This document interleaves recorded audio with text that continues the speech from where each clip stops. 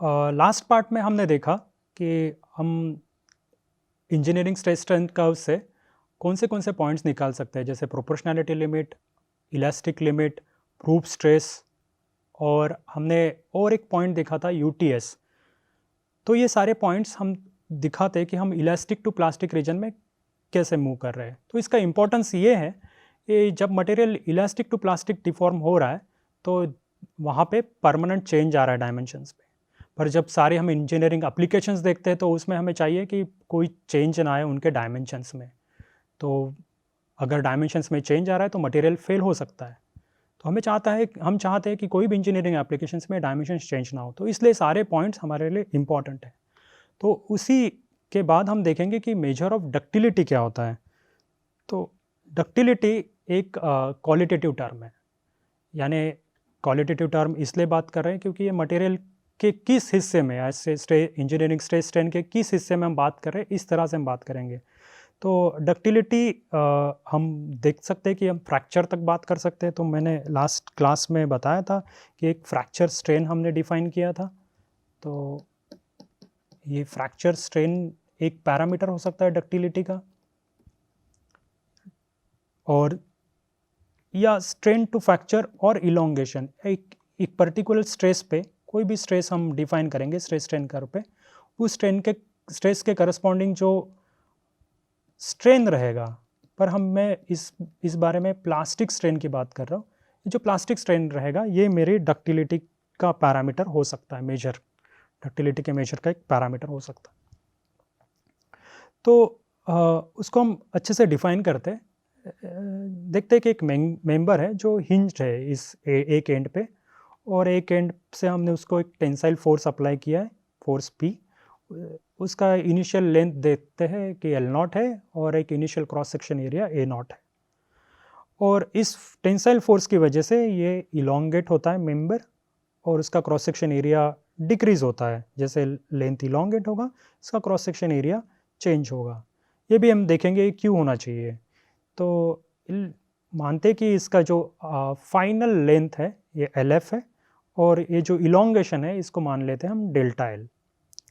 तो और फाइनल जो क्रॉस सेक्शन एरिया है उसको मान लेते हैं ए एफ। तो हम इलोंगेशन को इस तरह से मेजर करेंगे, L F minus L not upon L not. L F मेरा फाइनल लेंथ है, L F minus L not ये जो मेरा ओरिजिनल लेंथ है मेंबर का, और उसको हमने डिवाइड किया ओरिजिनल लेंथ से। तो ये मेरा हो गया इलोंगेशन। इसको भी हम मेजर ऑफ डक्टिलिटी मान सकते हैं। ये हमारा नथिंग बट हमारा एक स्ट्रेन है। तो अगर जब हम वहाँ पे लेंथ चेंज हो रहे हैं तो हम देखेंगे कि इसका क्रॉस सेक्शन एरिया भी चेंज हो रहा है। तो हम एक रिडक्शन इन एरिया एक पैरामीटर डिफाइन कर रहे हैं, इसको मैं स्मॉल क्यू से डिनोट कर रहा हूँ। तो इसको भी मैं सिमिलर वे से डिफाइन करूँगा। मेरा initial cross section area A not minus final cross section area A F, क्योंकि ये क्रॉस सेक्शन एरिया कम है इनिशियल क्रॉस सेक्शन एरिया से जब टेंसाइल डिफॉर्मेशन हो रहा है, और ये मेरा इनिशियल क्रॉस सेक्शन एरिया। तो ये मेरा रिडक्शन इन एरिया हो जाएगा parameter Q, A not minus A F upon A not. तो हम ड्यूरिंग प्लास्टिक डिफॉर्मेशन एक जब तक नेकिंग नहीं होती या नेकिंग से पहले मैंने बोला था कि cross section area uniformly change होता है। तो वहाँ पे हम एक कॉन्स्टेंसी ऑफ वॉल्यूम को जानते हैं। जो कॉन्स्टेंसी ऑफ वॉल्यूम है, जैसे जो मटेरियल का वॉल्यूम है वो चेंज नहीं होता है प्लास्टिक डिफॉर्मेशन में। ये बात हमेशा आप याद रखिएगा कि इस कोर्स में हम इसको बार बार इस्तेमाल करेंगे, कॉन्स्टेंसी ऑफ वॉल्यूम नेकिंग से पहले, है ना। तो यहाँ पे मैंने एक यूनिफॉर्म डिफॉर्मेशन बताया था लास्ट क्लास में। तो यूनिफॉर्म डिफॉर्मेशन में कॉन्स्टेंसी ऑफ वॉल्यूम फॉलो होती है। तो वॉल्यूम चेंज नहीं होता है, जो मटेरियल का इनिशियल वॉल्यूम था वो कंजर्व रहेगा। तो इनिशियल वॉल्यूम क्या होगा मेरा मटेरियल का? मेरे मटेरियल का इनिशियल वॉल्यूम होगा ए नॉट, जो इनिशियल क्रॉस सेक्शन एरिया है, into initial length L not. तो ये हो जाएगा मेरा किसी भी गिवन मोमेंट में यूनिफॉर्म डिफॉर्मेशन पे एक जो क्रॉस सेक्शन एरिया रहेगा ए into its length at that moment, उस मोमेंट पे। तो अगर फाइनल चेंज लेंथ चेंज के बाद हमें क्या मिलेगा? ये मेरा फाइनल एरिया है AF इंटू LF, तो ये मेरा हो जाएगा वॉल्यूम, फाइनल वॉल्यूम। तो ये और इनिशियल वॉल्यूम हमेशा सेम होना चाहिए, ये चेंज नहीं होना चाहिए, ये हमारा कॉन्स्टेंसी ऑफ वॉल्यूम बताता है। तो अगर ये रिलेशन हम इस्तेमाल करेंगे तो हमें ये इलोंगेशन हम इस तरह से हम लिख पाएंगे।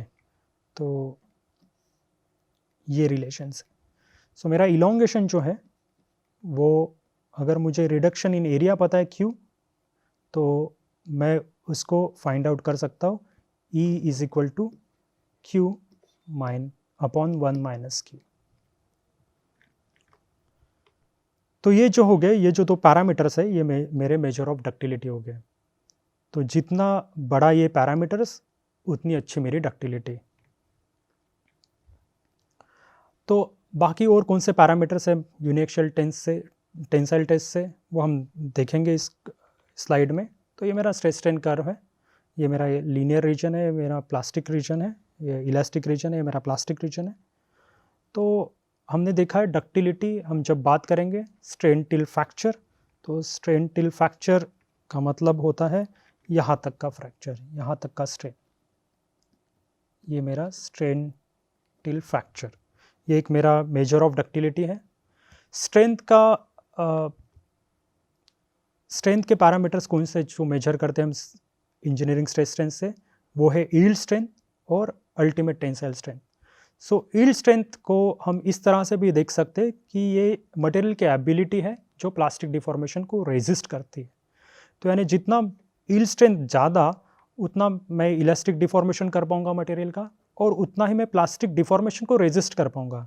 इसलिए यील्ड स्ट्रेंथ भी एक इम्पॉर्टेंट पैरामीटर है मटेरियल बिहेवियर का, जो बताता है कि मटेरियल की ability to resist plastic deformation. एक स्टिफनेस पैरामीटर है, स्टिफनेस को हम जानेंगे। स्टिफनेस ये हमारा slope of stress strain curve है, ये लीनियर रीजन में, लीनियर इलास्टिक रीजन में जो स्लोप है ये हमारा स्टिफनेस है। ये हमारा नथिंग बट यंग्स मॉडुलस है। हमने यंग्स मॉडुलस को भी देखा था कि stress upon strain elastic region में यंग्स मॉडुलस ही होता है। तो हम इसको स्टिफनेस भी बोल सकते हैं, यानी मैथमेटिकली इक्विवेलेंट है स्टिफनेस यंग्स मॉडुलस की। तो स्टिफनेस हम तब इस्तेमाल करते हैं जब हमें स्प्रिंग्स या अदर कुछ मेंबर्स है जो यूनिफॉर्म क्रॉस सेक्शन एरिया नहीं होता है, तब हम स्टिफनेस की बात करते हैं। स्टिफनेस की बात तब भी करते हैं हम जब हम दूसरे लोडिंग कंडीशंस होती है, जैसे बेंडिंग, टॉर्शन, तब हम स्टिफनेस की बात करते हैं। ये कुछ नहीं, ये भी एक एबिलिटी है मटेरियल का जो बताएगा कि हम इलास्टिक डिफॉर्मेशन को रेजिस्ट कर पाते हैं कि नहीं। तो अगर जितना ज़्यादा स्लोप उतना इलास्टिक स्ट्रेन कम। मुझे बताने दीजिए, जैसे मेरे पास दो मटेरियल हैं और इसमें स्लोप अलग अलग है, इसमें इलास्टिक मॉडुलस ज़्यादा है और इसमें इलास्टिक मॉडुलस कम है, स्लोप कम है इसका।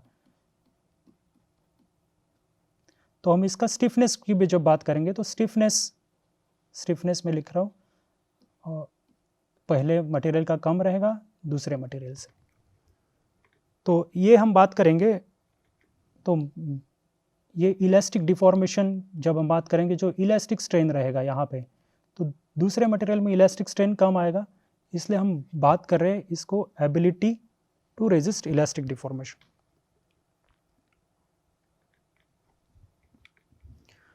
टफनेस, आपने बात सुना होगा, टफनेस, मटेरियल टफ है। तो टफनेस ये होता है कि ये area under this stress strain curve, यानी इसको जब हम एरिया की बात करेंगे तो area under stress strain curve होगा, ये होगा energy absorb per unit volume of a material till fracture. तो ये जो शेडेड एरिया है, ये हम जब कैलकुलेट करेंगे ये मटेरियल का टफनेस होगा। तो टफनेस का यूनिट जब हम एरिया निकालते हैं तो ये स्ट्रेस स्ट्रेन कर्व है, तो ये टफनेस का यूनिट होगा स्ट्रेस इनटू स्ट्रेन। तो स्ट्रेस का यूनिट हमने देखा था न्यूटन पर मीटर स्क्वायर, और स्ट्रेन का कोई यूनिट नहीं होता है।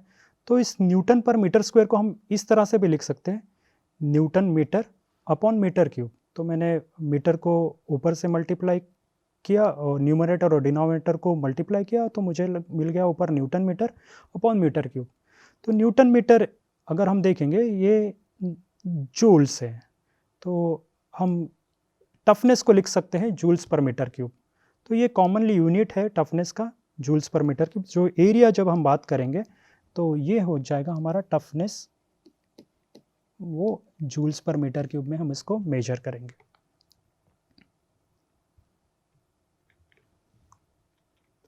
तो और एक पैरामीटर है रेजिलियंस। रेजिलियंस क्या होता है? रेजिलियंस भी energy absorb per unit volume होता है व्हेन डिफॉर्म्ड इलास्टिकली, यानी जब हम मटेरियल को इलास्टिक डिफॉर्मेशन करते हैं, यानी यील्ड स्ट्रेंथ तक अगर हम देखेंगे तो ये जो एरिया है यहाँ का, इसको हम कहते हैं रेजिलियंस। तो इसका भी यूनिट क्या होना चाहिए? इसका भी यूनिट होना चाहिए जूल्स पर मीटर क्यूब।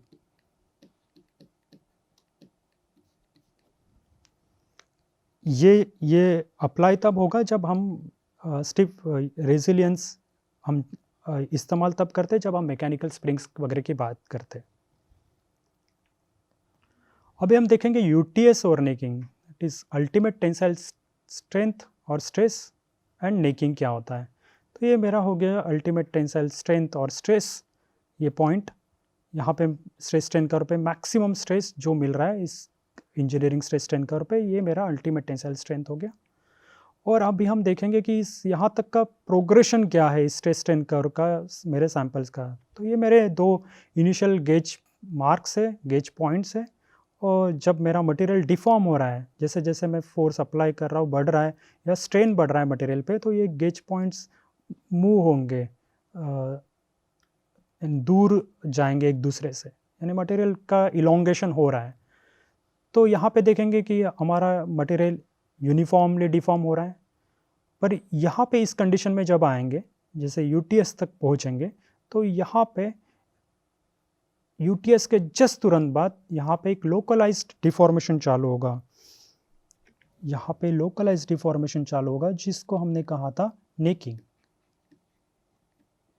इसको कंस्ट्रिक्शन भी बात करते हैं किसी किसी बुक्स में, क्योंकि कंस्ट्रिक्ट हो रहा है एरिया। कंस्ट्रिक्ट यानी गला का एरिया जैसे होता है हमारा, वो कंस्ट्रिक्टेड एरिया है, तो इसको हम कंस्ट्रिक्शन कहते हैं। तो इसके वजह से क्या होगा, यहाँ पे लोकलाइज डिफॉर्मेशन चालू होगी। तो लोकलाइज डिफॉर्मेशन जब चालू होगी तो यहाँ पे हमारे कुछ वॉइड्स बनेंगे। ये वॉइड्स एक दूसरे के साथ मिलेंगे तो एक क्रैक तैयार होगी, और फिर ये क्रैक जब यहाँ पे स्ट्रेस बढ़ रहा है तो एक क्रैक होगी प्रोपोगेट इस क्रॉस सेक्शन के थ्रू, और ये हमारा मटेरियल फेल होगा या फ्रैक्चर होगा। तो ये हमारे गेज मार्क्स है, ये हमारा cross section area uniformly change हो रहा था, ये हमारी इनिशियल नेकिंग है।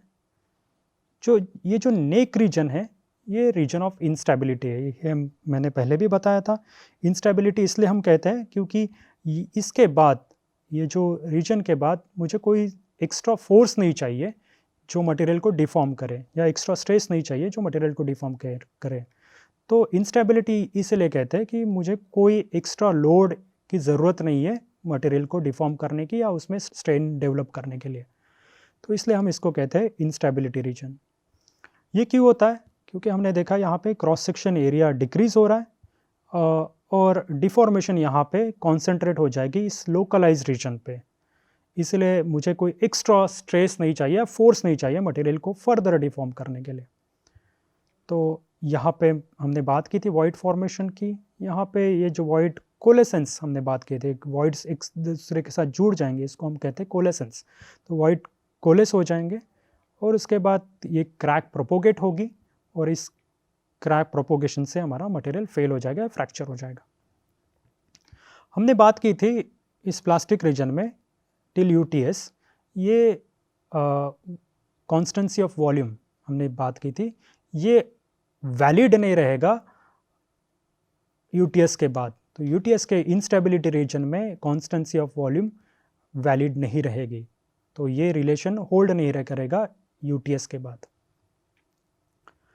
तो अभी हम स्ट्रेस स्ट्रेन कर देते हैं, इंजीनियरिंग स्ट्रेस स्ट्रेन कर देते हैं डिफरेंट मटेरियल्स के लिए। तो ये हमारा स्ट्रेस है वाई एक्सिस पे और स्ट्रेन है मेरा एक्स एक्सिस पे। तो ये जो स्ट्रेस स्ट्रेन कर्व है ये टिपिकल स्ट्रेस स्ट्रेन कर्व है, और इस स्ट्रेस स्ट्रेन कर्व में मुझे पता चल रहा है कि मेरा स्ट्रेंथ बढ़ रहा है और डक्टिलिटी घट रही है। डक्टिलिटी यानी डक्टिलिटी का अगर मेजर मैं यहाँ पे बताऊँ तो फ्रैक्चर स्ट्रेन यानी ये स्ट्रेन। तो ये हम इसको क्लासिकल मैकेनिकल टेक्स्ट बुक्स में इसको स्ट्रेंथ डक्टिलिटी भी देखते हैं, इसको स्ट्रेन डक्टिलिटी ट्रेड ऑफ कहते हैं। ट्रेड ऑफ इसलिए कहते हैं क्योंकि अगर मैं मटेरियल का स्ट्रेंथ बढ़ाना चाहता हूँ तो उसकी डक्टिलिटी सैक्रिफाइस हो जाएगी, वो कम हो जाएगी। तो यहाँ पे इस देखिएगा इस मटेरियल में मैंने स्ट्रेंथ बढ़ाने की कोशिश की और डक्टिलिटी डिक्रीज हो गई है। तो इसलिए स्ट्रेंथ और डक्टिलिटी साथ साथ बढ़ाने की हम प्रयास तो करते हैं पर ऐसा होता नहीं है, इसलिए इसको हम कहते हैं ट्रेड ऑफ। तो ये जो मेरा मटेरियल है उसको मैं कहूँगा मटेरियल ए, जो लो स्ट्रेंथ और हाई डक्टिलिटी मटेरियल है, और ये मेरा मटेरियल बी है जिसको हम कहेंगे हाई स्ट्रेंथ और लो डक्टिलिटी मटेरियल। तो मेरा मटेरियल ए जो है, जो टिपिकल मटेरियल्स है एल्यूमिनियम, कॉपर, ये जो मटेरियल्स है ये हमारे डक्टाइल मटेरियल्स में आते हैं, और ये जो बी मटेरियल्स है ये मेरे हाई स्ट्रेंथ स्टील या स्प्रिंग स्टील्स इसमें आते हैं।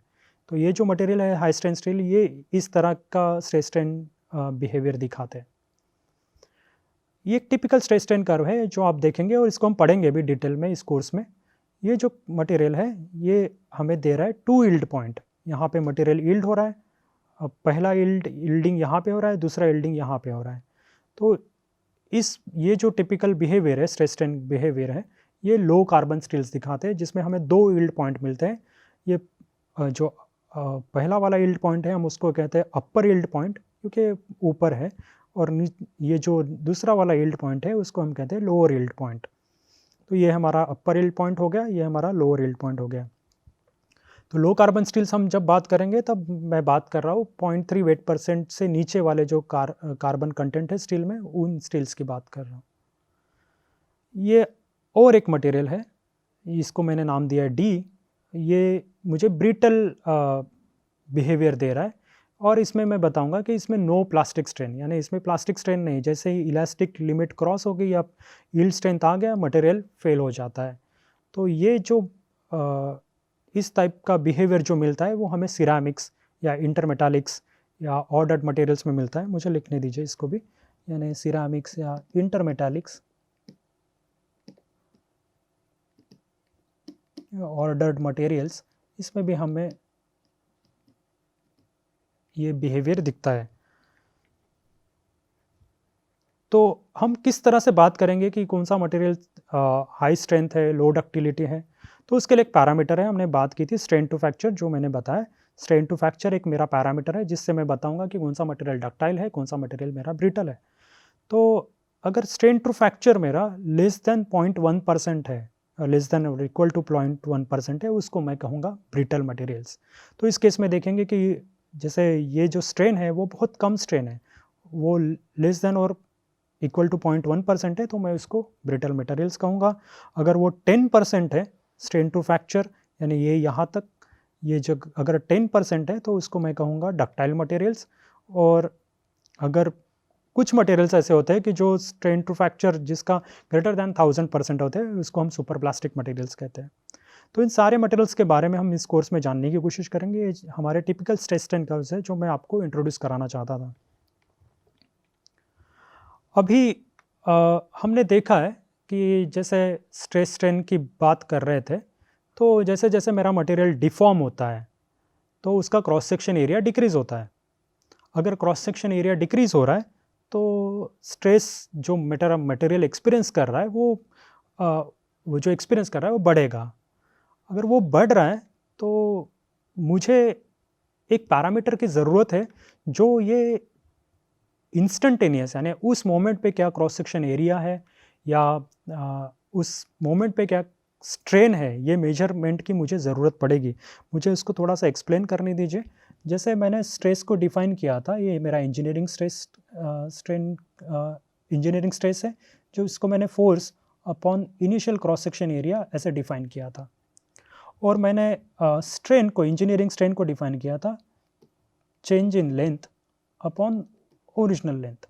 पर ये जो ओरिजिनल लेंथ है, और जब मैं मटेरियल डिफॉर्म कर रहा हूँ तब ये कांस्टेंट नहीं है, ये चेंज हो रही है।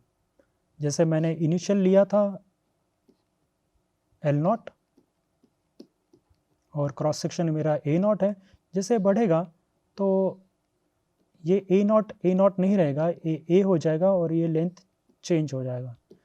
तो जैसे जैसे क्रॉस सेक्शन एरिया घटेगा वैसे वैसे मेरा स्ट्रेस एक्सपीरियंस बढ़ेगा। तो मुझे कुछ क्लियर आइडिया नहीं मिल रहा है जब मेरा मटेरियल डिफॉर्म हो रहा है, जैसे इलास्टिक टू प्लास्टिक डिफॉर्म हो रहा है, किसी भी स्ट्रेन पे मुझे एक आइडिया नहीं आता है इंजीनियरिंग स्ट्रेस स्ट्रेन से, इसलिए मुझे ट्रू स्ट्रेस और ट्रू स्ट्रेन की बात करनी पड़ेगी जो मुझे बताएगा कि इंस्टेंटेनियस यानी उस मोमेंट पे, उस टाइम पे मेरा स्ट्रेस क्या है मटेरियल पे और स्ट्रेन क्या है मटेरियल पे। तो इसको हम डिफाइन करते हैं एक डेल्टा एप्सिलॉन इस पैरामीटर से, यही मेरा सिंबल रहेगा एप्सिलॉन ट्रू स्ट्रेन के लिए। तो ये मेरा इंस्टेंटेनियस चेंज इन लेंथ, जिसको मैं डी एल के यानी डिफ्रेंशिएट करके बात कर रहा हूँ, तो ये मेरा चेंज इन लेंथ है अपॉन इंस्टेंटेनियस लेंथ। ये मेरा इंस्टेंटेनियस एट दैट मोमेंट जो लेंथ है मेरे सैंपल का, उस हिसाब से मैं बात कर रहा हूँ। तो ट्रू स्ट्रेन अगर मैं बात करूँ, यानी जैसे मेरा मटेरियल डिफॉर्म हो गया initial length to final length, तो ये मैं उसको इंटीग्रेट कर रहा हूँ। ये मेरा स्मॉल स्ट्रेन है जो डेवलप हुआ मटेरियल पे एट एनी गिवन इंस्टेंट, किसी भी मोमेंट पे जो दिया है उस मोमेंट पे जो मेरा स्ट्रेन है ये मैंने डिफाइन किया। तो मेरा true strain, total true strain होगा, मैं उसको इंटीग्रेट करूँगा इस टर्म को। तो जब मैं इस टर्म को इंटीग्रेट करूँगा तो मुझे मिलेगा ln L upon L not, आप इसका इंटीग्रेशन जानते हो, और फिर मैं L को लिख पाऊँगा L not plus delta L जो चेंज इन लेंथ है। तो मुझे इंजीनियरिंग स्ट्रेन मैंने डिफाइन किया था delta L upon L naught. तो मैं इस टर्म को अगर देखूँ तो मैं इस टर्म को ऐसे लिख सकता हूँ, मैं इस टर्म को ऐसे लिख सकता हूँ ln of L not upon L not plus delta L upon L naught. तो मुझे मिल जाएगा ln of 1 plus delta L upon L not. और ये जो delta L upon L not है ये मेरा इंजीनियरिंग स्ट्रेन है। तो ये इंजीनियरिंग स्ट्रेन अगर मैंने इसको रिप्लेस कर दिया इस इक्वेशन में, तो मुझे मिलेगा true strain is equal to ln of 1 plus e. ये बहुत इंपॉर्टेंट रिलेशन है ट्रू स्ट्रेन किसी भी उसके इंजीनियरिंग स्ट्रेन के साथ। तो एक किसी भी गिवन मोमेंट पे मैं ट्रू स्ट्रेन अगर मुझे पता है तो मैं उसका इंजीनियरिंग स्ट्रेन उस मोमेंट पे निकाल सकता हूँ, या मुझे इंजीनियरिंग स्ट्रेन पता है उस मोमेंट का तो मैं उस मोमेंट पे मेरा ट्रू स्ट्रेन निकाल सकता हूँ। तो ये हो गया मेरा ट्रू स्ट्रेन। ट्रू स्ट्रेस क्या होता है? ट्रू स्ट्रेस भी हम इस तरह से डिफाइन करते, ये मेरा सिंबल है सिग्मा। ट्रू स्ट्रेस को मैं इसी सिंबल से डिनोट करूँगा इस कोर्स में। ये मेरा फोर्स है जो मैंने फोर्स अप्लाई किया मेंबर पे, और ये किसी भी गिवन मोमेंट पे जो क्रॉस सेक्शन एरिया है वो मेरा एट दैट इंस्टेंट जो क्रॉस सेक्शन एरिया है उस एरिया को मैं मानूंगा और उस एरिया से मैं निकालूंगा ट्रू स्ट्रेस। जैसे कि इस कंडीशन में मेरा क्रॉस सेक्शन एरिया ए था, तो इस कंडीशन में मेरा ट्रू स्ट्रेस हो जाएगा सिग्मा पी अपॉन ए।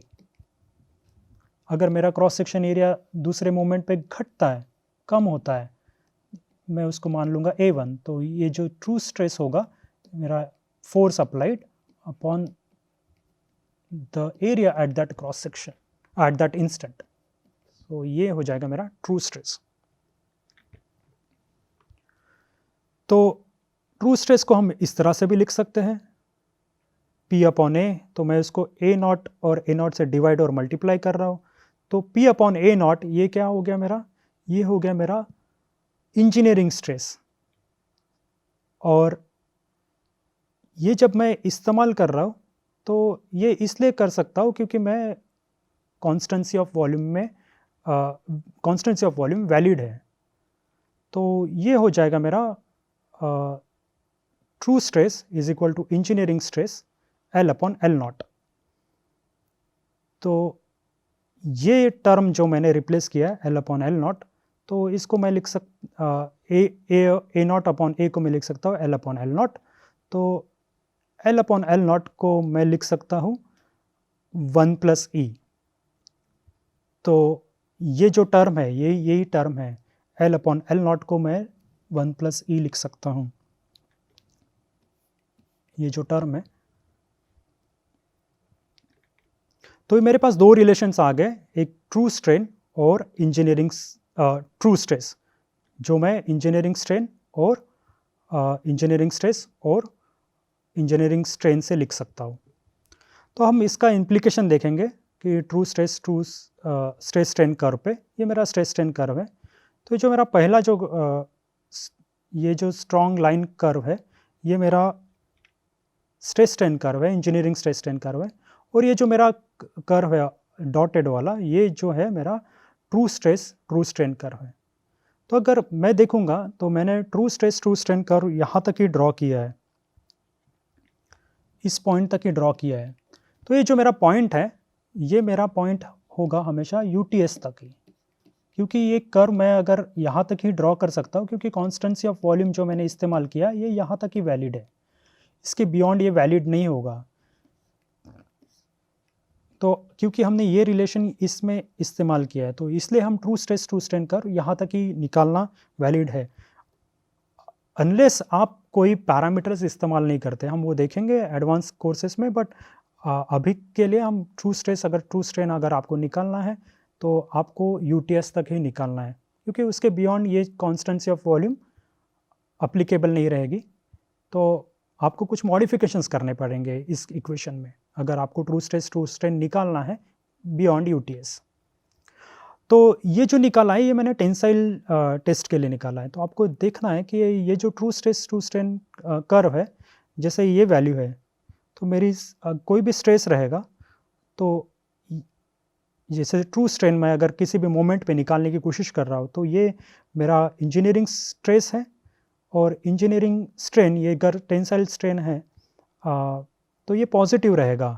तो ये जो वैल्यू आएगी ये इससे ज़्यादा ही आएगी हमेशा। तो इसलिए ये कर्व आप देखिएगा ये ऊपर मूव हुआ है as compared to engineering stress strain curve. True stress strain curve मेरा ऊपर मूव हुआ है as compared to engineering stress strain curve. ये मेरा टेंसाइल डिफॉर्मेशन में, और थोड़ा लेफ्ट शिफ्ट हुआ है, इस साइड शिफ्ट हुआ है। तो ये मेरा हो गया इंजीनियरिंग स्ट्रेस स्ट्रेन कर्व और ट्रू स्ट्रेस स्ट्रेन कर्व। तो इसकी यूटिलिटी हम अगले क्लास में देखेंगे। हमने इसलिए डिफाइन किया था ट्रू स्ट्रेस और ट्रू स्ट्रेन, मैं फिर से दोहराना चाहता हूँ, क्योंकि जैसे जैसे मेरा डिफॉर्मेशन बढ़ रहा है मटेरियल पे, इस तरह से ही देखते हैं, जैसे जैसे मेरा डिफॉर्मेशन बढ़ रहा है, मेरा क्रॉस सेक्शन एरिया चेंज हो रहा है, क्रॉस सेक्शन एरिया चेंज हो रहा है, लेंथ भी चेंज हो रहा है मेरा। तो जो स्ट्रेस जो एक्सपीरियंस कर रहा है मटेरियल, वो भी चेंज होना चाहिए, और जो स्ट्रेन जो है मटेरियल का वो भी इंस्टेंटेनियस, वो भी चेंज होना ही चाहिए।